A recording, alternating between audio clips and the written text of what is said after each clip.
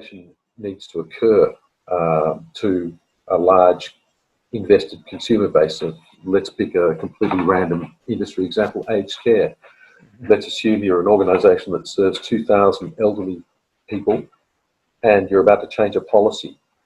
And so you invest heavily in your marketing team and a marketing manager and a comms manager to come up with some material that you can then print at great expense and mail out. Why? Because you know most of your cohort are not technology savvy. And then what happens is your call centre gets spammed with phone calls.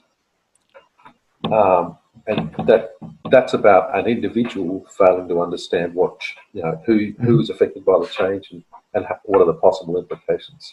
So it's never about an individual, it's about a facilitation of an idea that needs to be continually repeated and restated. I think there's an important point there, Pete, as well. If we look at organisations and strategy and the values of an organisation, they're not tied to any one individual. It's not tied to a CEO. It's not tied to a CIO or a COO. Well, that's why we want to chunk up, as you'd always tell me to do, is, when we're framing a problem or looking at the requirements of an organisation, what's the highest level we can go to take the individual out of it? So if we chunk up to organisational values, for instance, how does this change, or how does the requirements of the organisation and the change or the to-be place that we want to be at, how does that nest with the strategy? How does it nest with the values? Absolutely, yeah.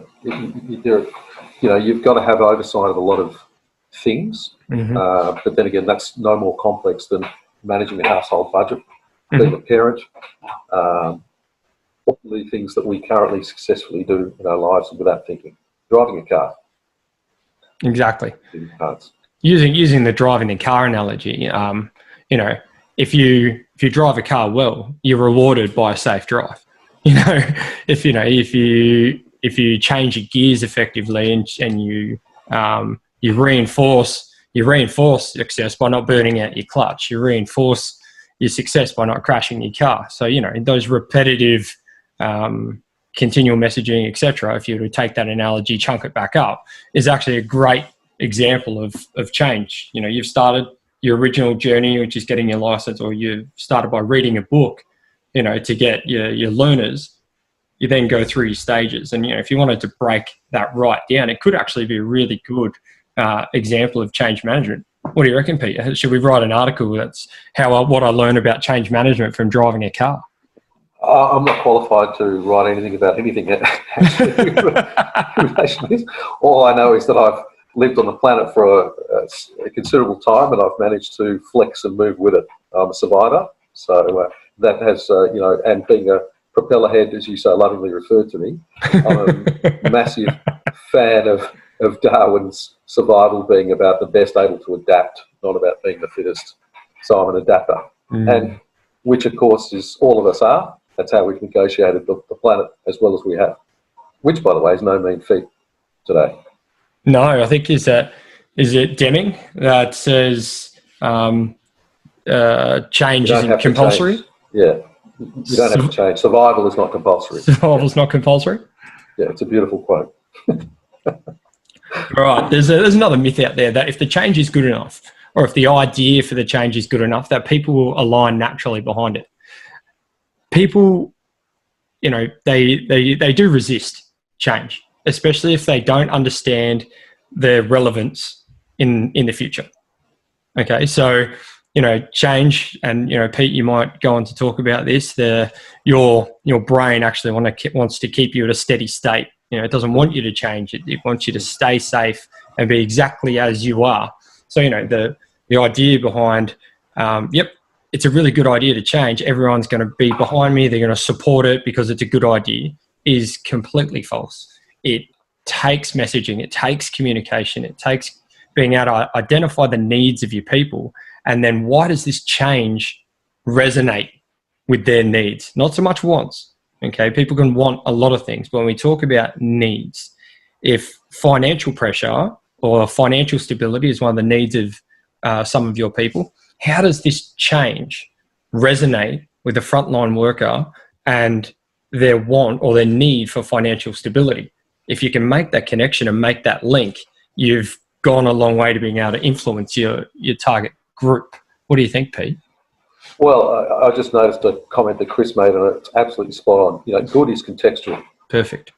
Good is ambiguous. It's so artfully vague as to be, you may as well call it beige. Because, you know, it lacks context. So therefore, assuming that people will align naturally is a very, very dangerous position. The person that made that or makes that statement or has that thought is probably very wise to go and consult rather than speculate about how people will respond.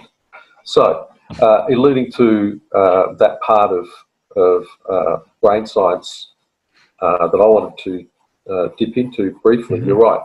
You know, and this is about defining the conscious brain and accepting some basic information that I'm going to share with you or not.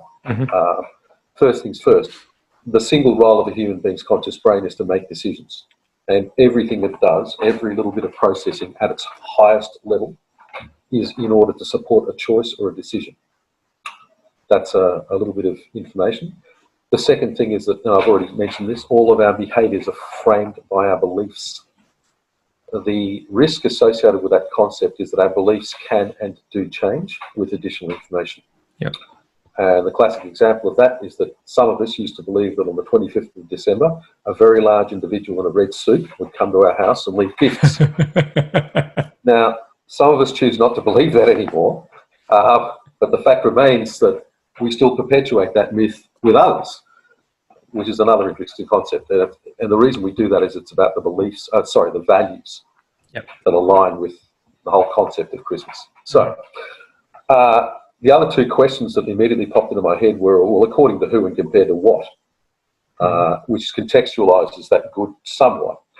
However, it's a very risky proposition without all of the necessary steps to socialise an idea, to provide some explanation as to the why, the context, to have considered ahead of time the possible impacts. It's always really nice when somebody is considerate and says, look, I know that this is going to be a pain for you. You know, we're locating the office 15 minutes further away from where you would normally have to travel. But, you know, we thought about that, and what we'd like to do is offer you an e-chat. There's little ways, but what they require is good leadership. I'd agree with that, Pete. I think I'm agreeing with you a fair bit here. We might have to just make up a point where I disagree, but it's probably it's probably. I disagree with you. I think we need to disagree, but it's probably a result of you and I working together so much, right? Well, and we did talk about aligned leadership. I mean, if we were not aligned on these things, I wouldn't be here, frankly. No, exactly. So, yeah, very similar value set as well. This is a compliment. All right, we've heard this, and so leadership isn't essential in change management. The reason why we put this one up here is because there's a lot of studies and a lot of data coming out at the moment that say that leadership is only a small portion of a requirement for successful change. I know there's a few ex-military people in the group at the moment.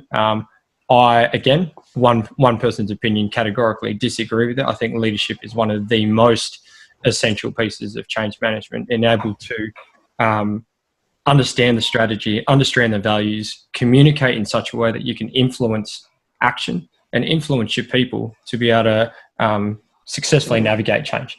And I think when people try to downplay the importance of leadership in both strategy, change, project management, risk management, resilience, all of that, I think by removing the importance of leadership in there, we actually downplay our ability to succeed. And, you know, we go down a path of, we'll call it least resistance, where people don't stand up and they don't take action, they don't espouse the qualities of good leadership. I think it's a way to hide by removing the importance of leadership. It's a way to, again, hide behind the process, hide behind your jargon. What do you think, Pete? Look, even that statement it doesn't make sense. Let me break that down for you. It's like saying a shopping trolley, wheels aren't essential on a shopping trolley. they're two entirely different skill sets, leadership and management. This is one of the most written about topics on the planet. So I don't intend to do myself an injustice by trying to break this down in that context. However, management is a particular skill set. Leadership is a completely, not different, but it's a complementary skill set. And they are entirely different things. So every project needs to be led, and every project needs a good change facilitator in it. They're both essential parts, in my opinion. But certainly without leadership, you would be on a hiding to nowhere. It needs to have a start point, an end point, and somebody who's accountable for delivering it.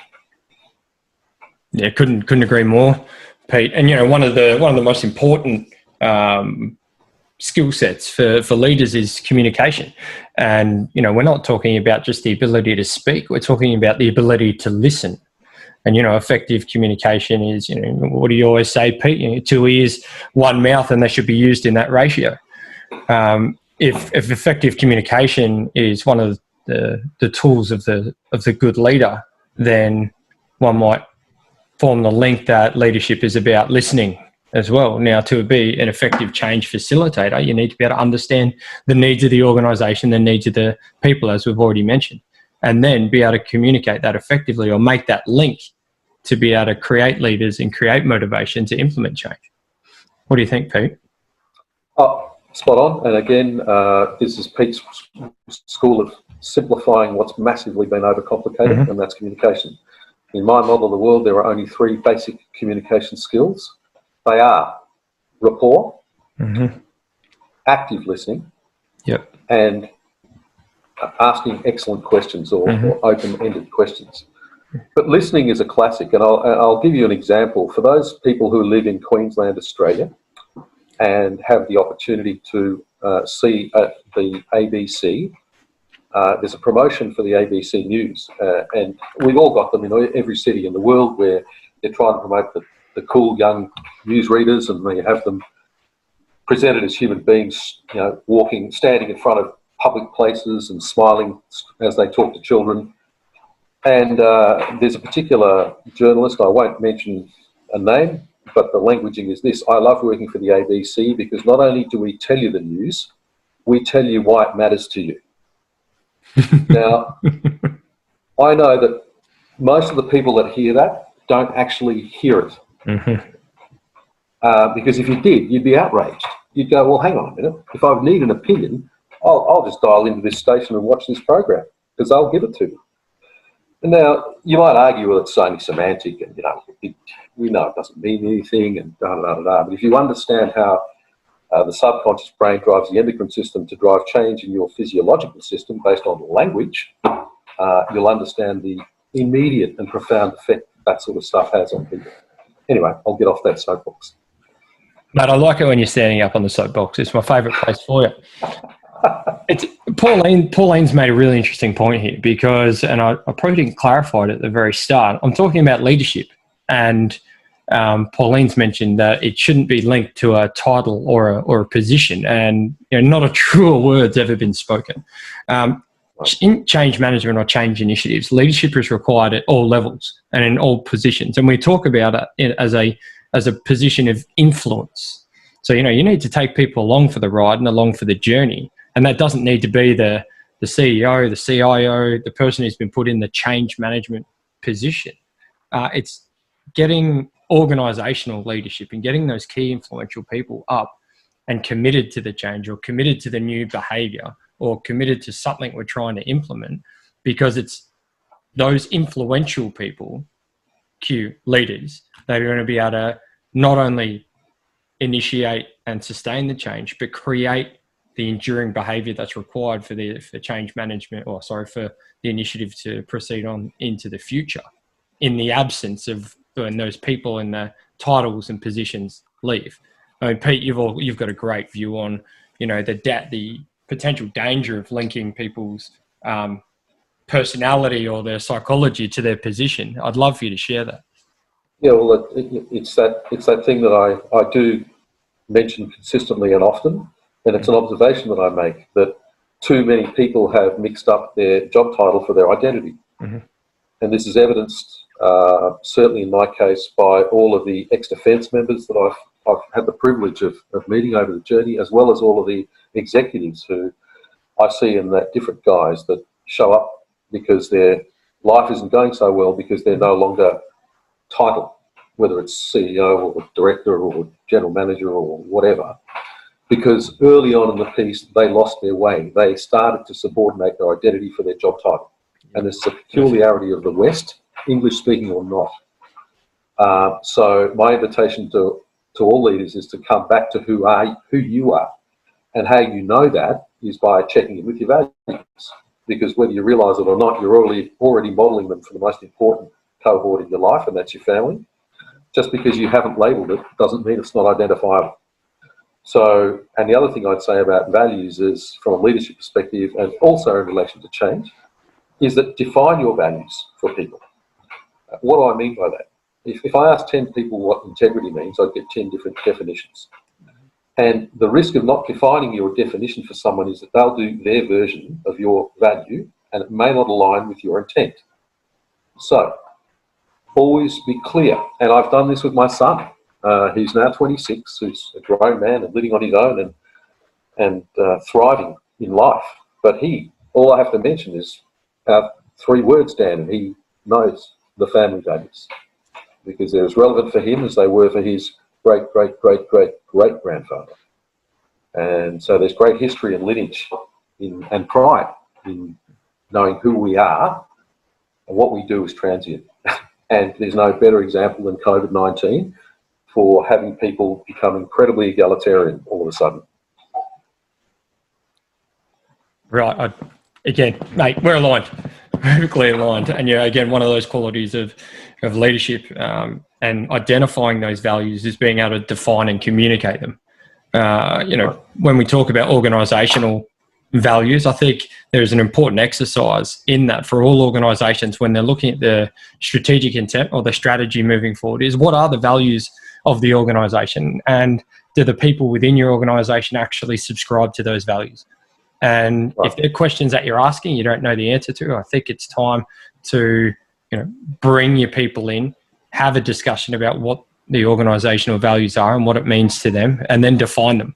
And then go through an exercise where we go, you know what, this is what the values mean to the organisation. These are the behaviours that are linked with those values on a day-to-day basis. And this is what we're also not going to accept as contrary to our values. And I think those exercises are important because it provides context, which then provides clarity, which then enables people to make decisions in the absence of leadership.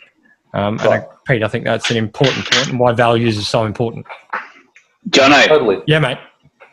I've got an idea that I'd love to hear people's thoughts on. So we're talking here about the importance of leadership. Mm-hmm. One thing I would say from some of the observations of my previous rollouts with you and with others in mm-hmm. certain projects is don't rely just on leadership to get you through it. Sure. i.e., if we're going to invest all this time to find good leaders, don't assume that that's the silver bullet that will get you through to completion. It's not enough.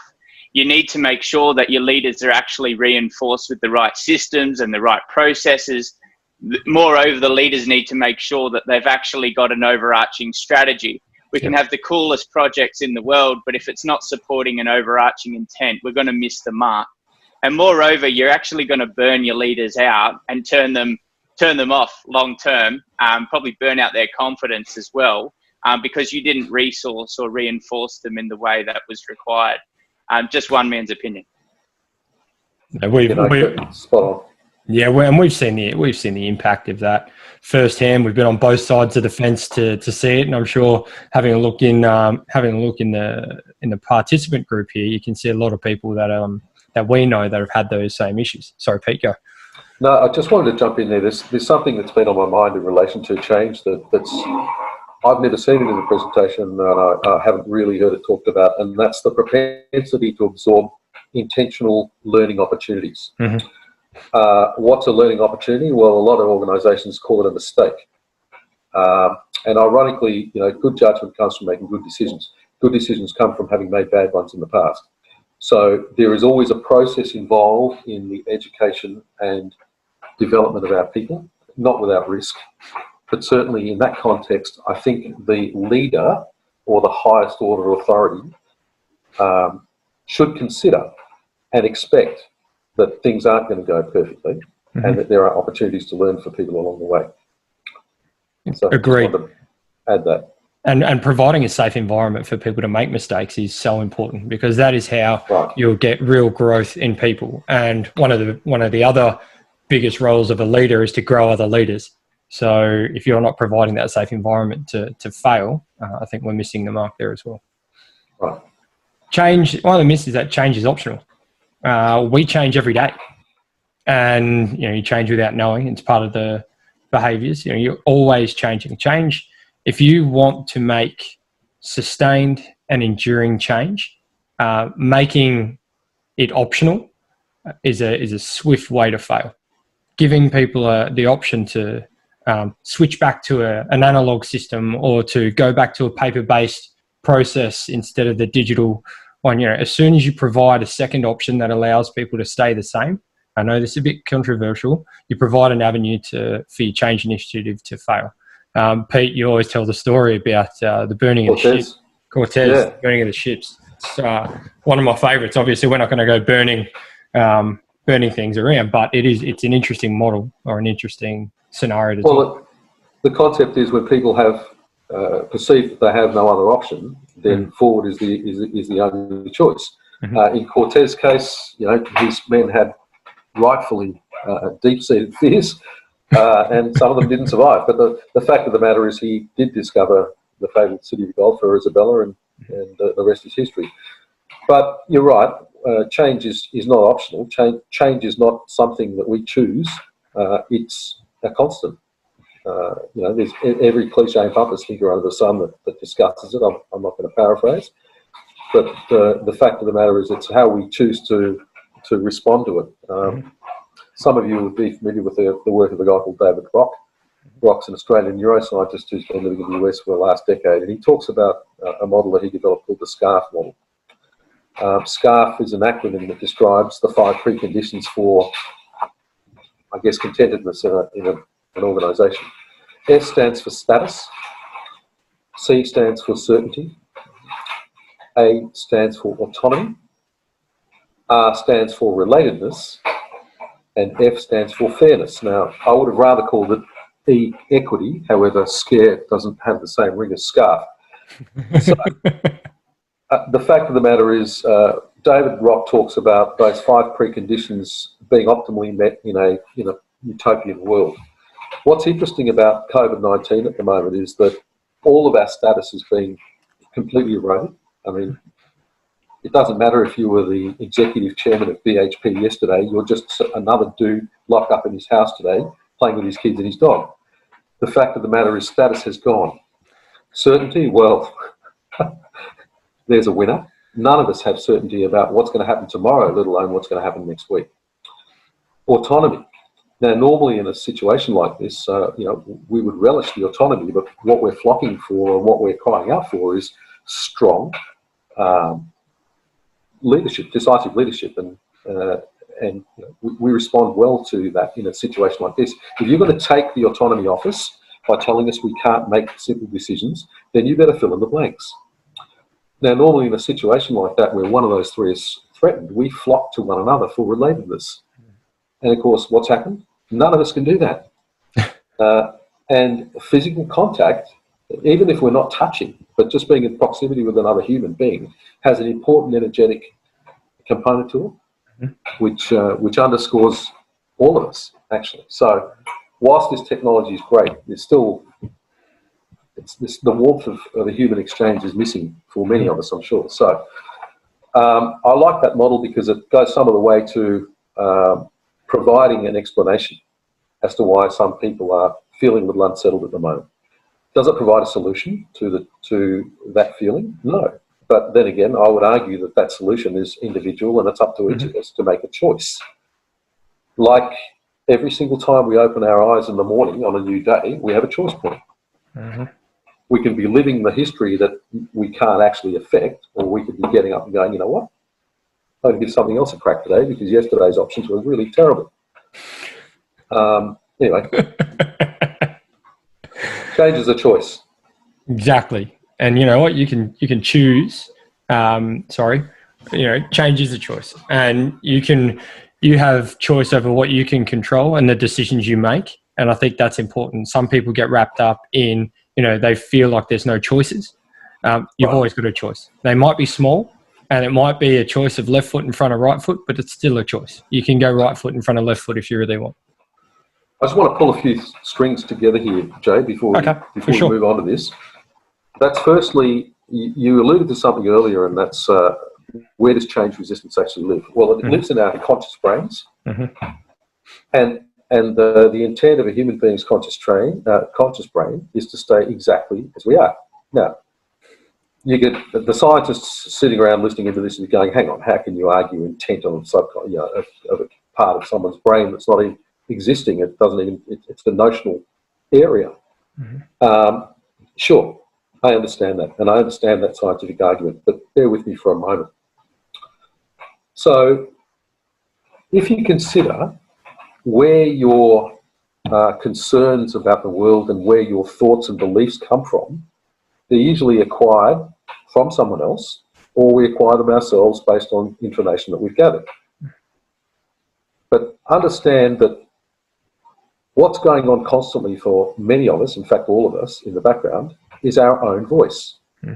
In fact, for those of us that haven't been aware, your voice has already interrupted you many, many times during the course of this presentation.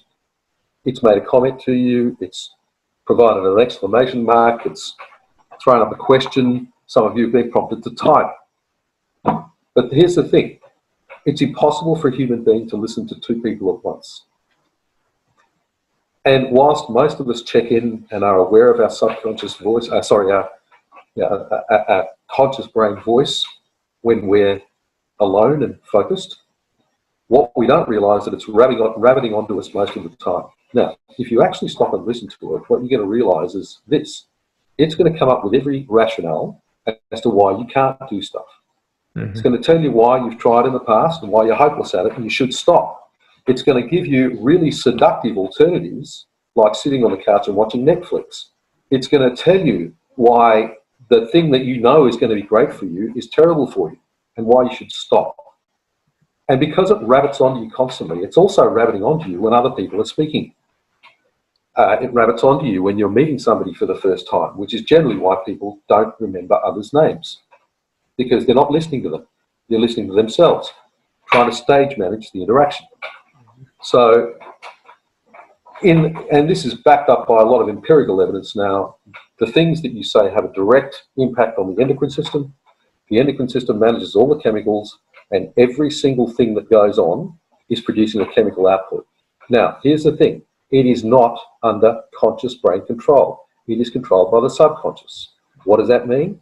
Whatever we say that we can cleverly throw away to cynicism or irony or humour in our conscious brain is heard by the subconscious brain as a command.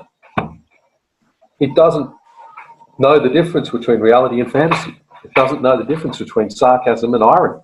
It hears everything as a command. And therefore, it'll hit a button, and that button will produce a chemical array, and that chemical array is designed literally to change your physiology. So, what I'm really saying around this point is that the complexity is simply around language. How we language change, leadership, and our entire world determines what happens to us, because there is a direct and irrevocable link between the electricity produced by thought and the endocrine system, which produces a spectacular array of 200 factorial different chemical combinations. So if you don't think you can get Gucci with your chemical production, trust me, you can. So anyway, that's I'm getting a little bit off topic, but this is all germane to understanding where the resistance comes from. It comes from us. It comes from our own voice, which, by the way, has already interrupted you many times during that last little download. I want you to start to be aware of it. I'd like to invite you to start to listen to it. And once you do, you'll laugh your guts out and realise it has not been your friend. And if you want to make real change, start in here. Off the soapbox again. Nah, It's perfect, Pete, because hey, your body's going to change with or without you. You might as well make the choice on how you want it to change. Right. Yeah, you can go kicking and screaming, or you can go willing it. You can steer the ship. Right. Change management is a small team responsibility, Pete. You know, we see this a lot in organisations where you know they've had a look at their strategy, they've looked at where they want to be, and they're like, you know what, we need to make a few changes. Let's get somebody in to make the change, and let's get a couple of people, and we'll call them the change management team, and they will be able to, you know, change the organisation for us. Right. We've said it before. If you're outsourcing change management and not building the change initiative from within your organisation, you've missed 5 steps. What do you think, Pete? Completely agree. You know, it is the responsibility of everyone. And you may as well call the change management team the scapegoat team. Because why that's set up is if they fail, they'll be the scapegoats. Yep. It was that change team. They were crap. They didn't do it right. They used the wrong Gantt chart. They used the wrong system, blah, blah, blah, blah, blah. The fact of the matter is there is no failure. There's only learning. This is the other concept as well. So, you know, talk to Edison about attempt and persistence. I mean, we don't all have to do 1,000 experiment process to get an outcome nowadays, thank goodness.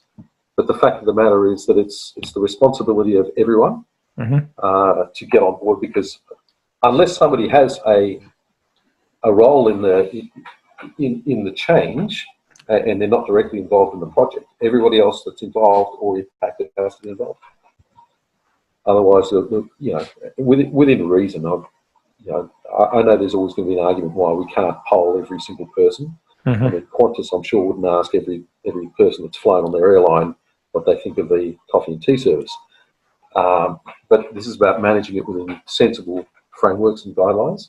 But it's not the single responsibility of anyone. This is like saying that HR or people's behaviour is the accountability of HR.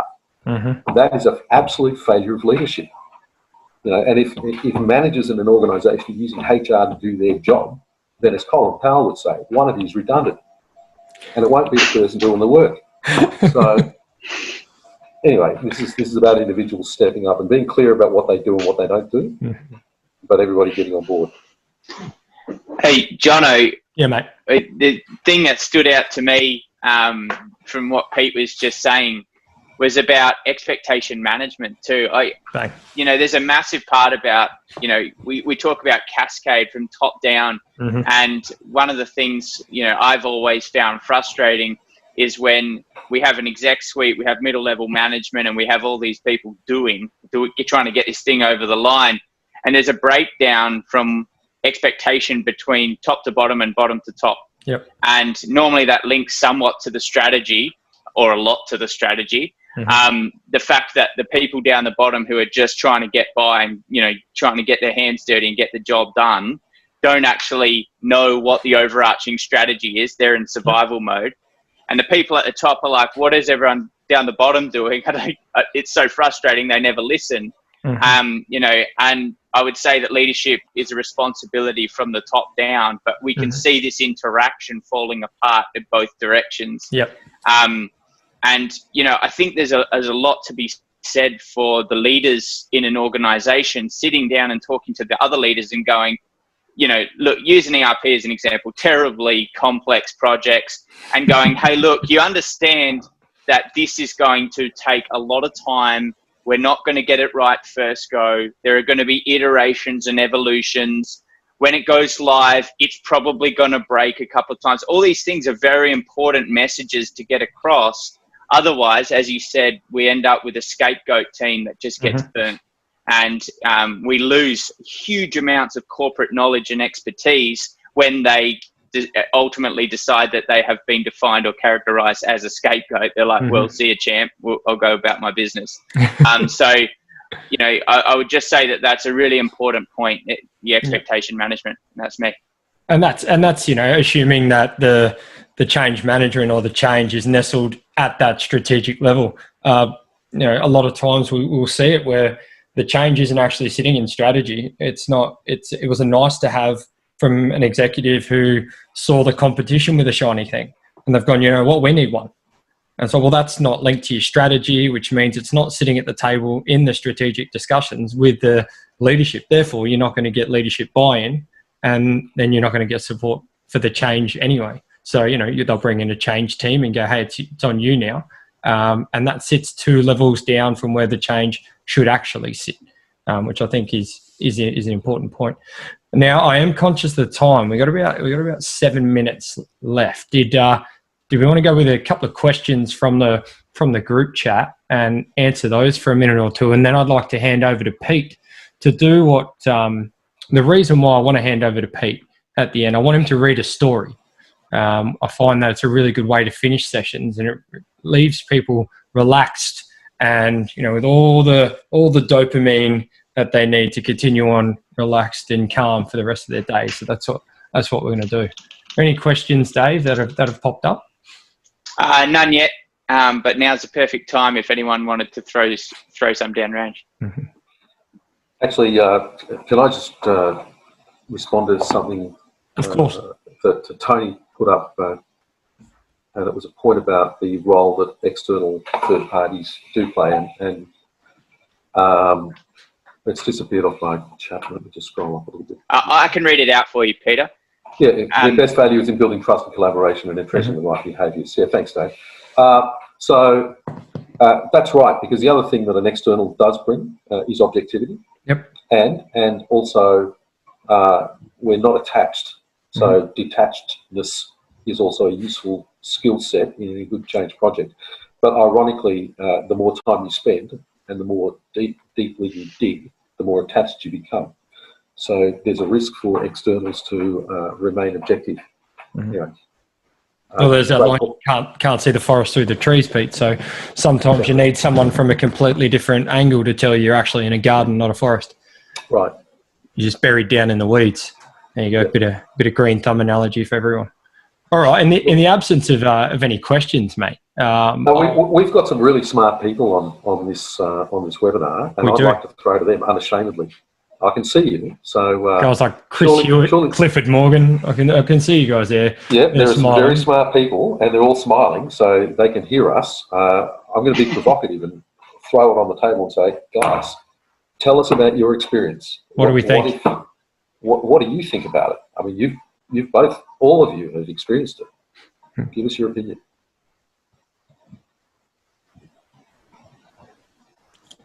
Do I have a brave volunteer to? Good on you, Pauline. I'll volunteer. I guess I've been working in a couple of different environments. One through the not-for-profit sector, where the change was very challenging, versus working in a large travel organisation with about 7 different projects throughout my 7 months that I was with them. I guess what I'd like to share learning about change was my last project was about changing the entire middle management system of what the finance department did. And, you know, understanding that we didn't understand what their problems were. And by me saying to the program manager, hey, we've already got a gap here through understanding, can I go back a couple of steps? And she goes, yep, cool, go do that. And with that, we had so much buy-in for this project that it was just phenomenal. And unfortunately, the global circumstances hit us. So, but in that, you know, my learnings from all the projects where change didn't work or wasn't clear or wasn't aligned to the strategy, like you guys were saying, like I was very clear on what the business strategy was for this change and redevelopment. In other projects I haven't been. So as a business analyst, it was really hard to bring the team along for a ride. Or like in other projects I've worked in where you just didn't have the buy-in outside of the project team. And you just couldn't get anyone else to really help you carry this forward. And I think the other great thing you said was if you give people an option B, well, then they're never going to buy in. Thanks, Pauline. Yeah, that's a great point, Pauline. Come on, guys. Nothing? I'll pitch in for a little bit. We're all looking at you, Chris. So I should turn the camera off. This is the area that I work in communication. So the area that I've noticed most of is where change, the communication that's done associated with change has been sort of one-way, directive. It doesn't allow for that listening and that interactive loop. And it doesn't empower the people who are actually at the change, so the middle level management, the people who are actually doing the change and wearing the effects. It doesn't empower them to pass on the message in ways which is relevant for the people they deal with, and then also listen and feed back what they hear, so that communication becomes a loop rather than a one-way transmission. That's the areas that I've seen, and in particular not empowering the middle management to be effective communicators in the change. Mm-hmm.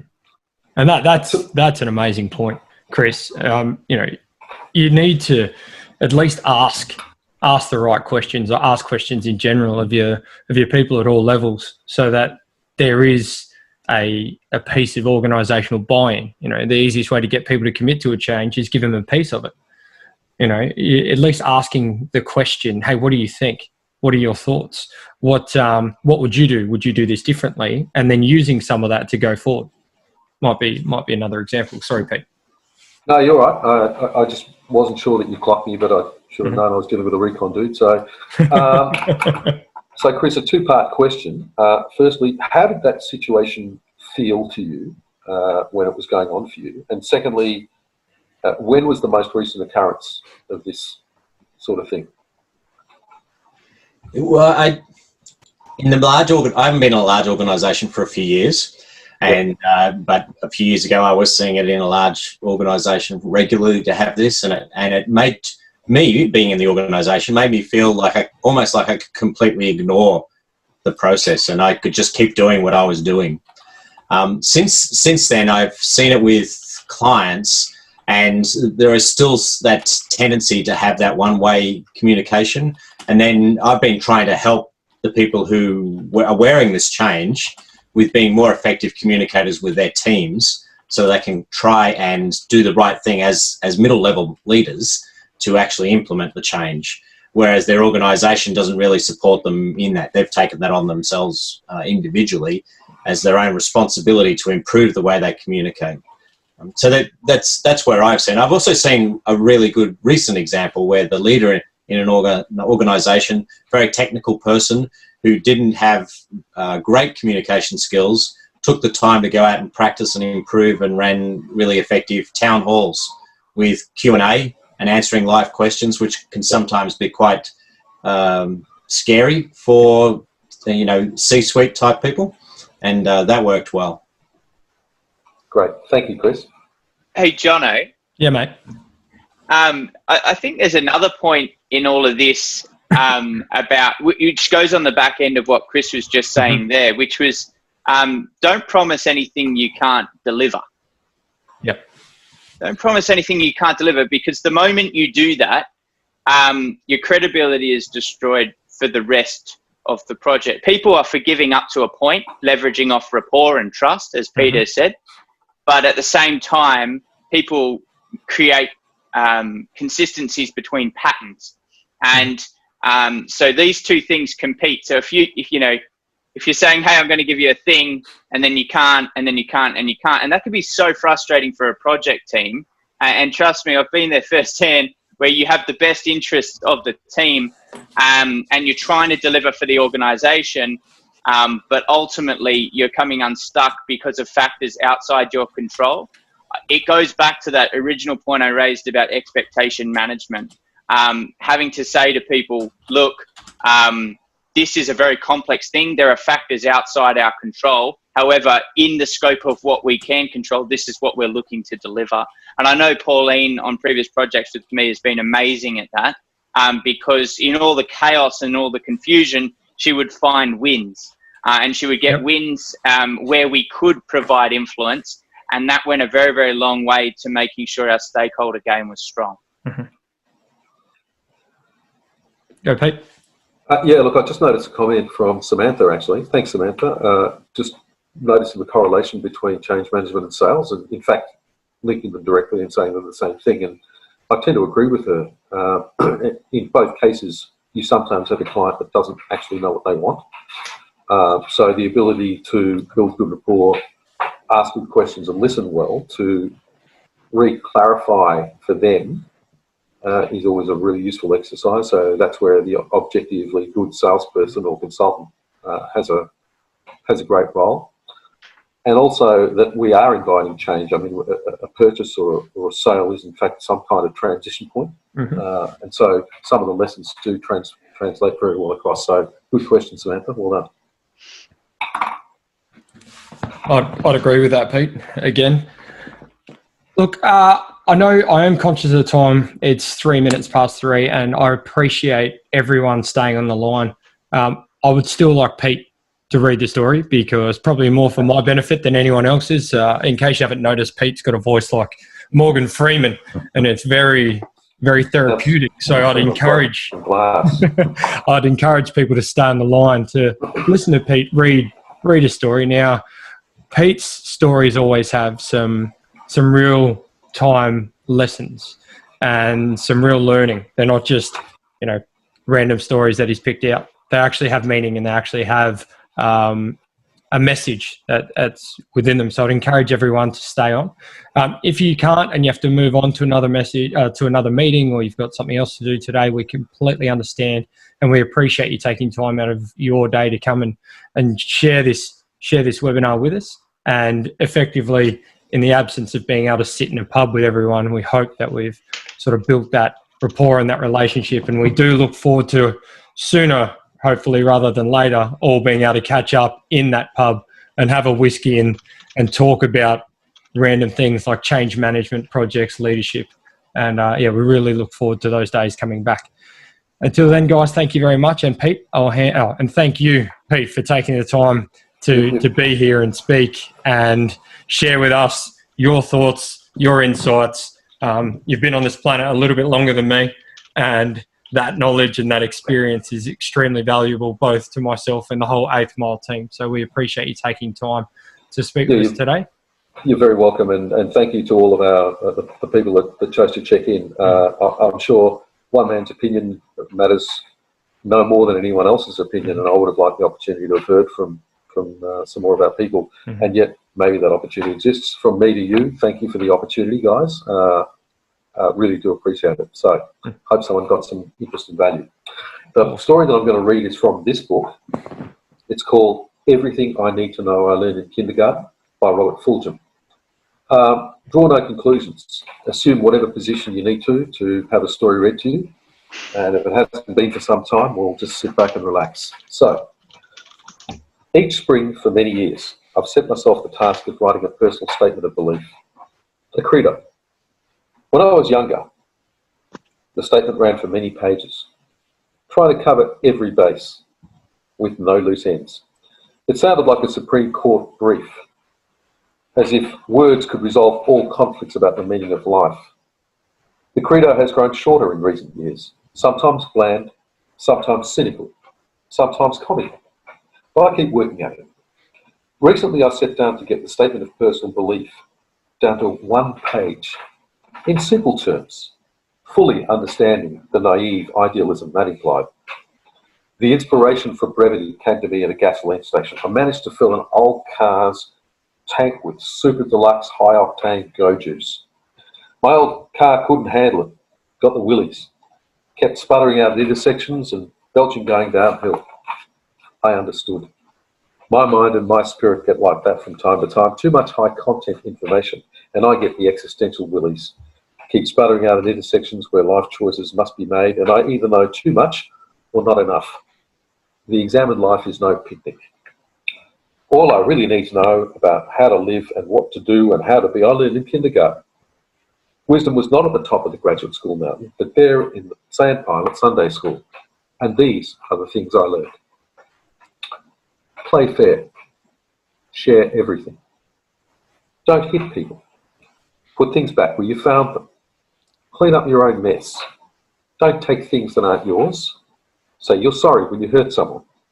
Wash your hands before you eat. Flush. Warm cookies and cold milk are good for you. Live a balanced life. Learn some and think some and draw and paint and sing and dance and play and work every day, some. Take a nap every afternoon. When you go out into the world, watch out for traffic, hold hands and stick together.